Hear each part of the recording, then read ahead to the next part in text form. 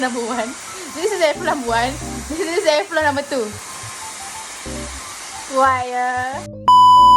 Hi guys. As you can see, hari ni kita ada special guest, which is my little sister, Rania. And hari ni kita nak keluar kejap lagi. So right now she just baru lepas mandi and rambut dia basah obviously. Hari ni kita nak introduce our favourite hairdryer from Dreame. This is very light, which is budak 10 tahun pun boleh angkat. Cuba yang angkat.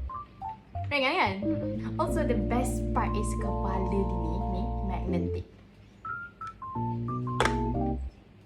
So it is convenient bila you nak bawa pergi travel, because you boleh jimat space by cabut dia punya kepala and simpan dalam your bag. Also, dia ada 2 kepala tau. This is the normal hair. They also give me the essence punya hair. Your rambut you dah 85% kering, you just cabut this one and then you put this on, you blow dekat your hair. It gives you very good smell dekat your punya rambut.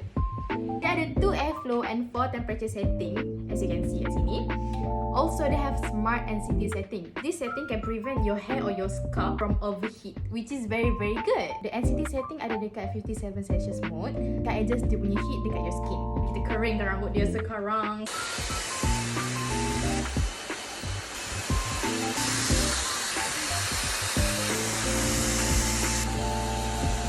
Cepat ni kering.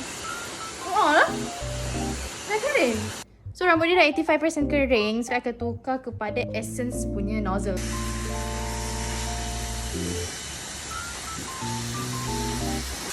Dah macam iklan. Wangi lah. Sugar.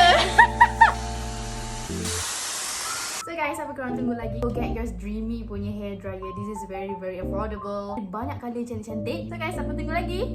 Beli sekarang.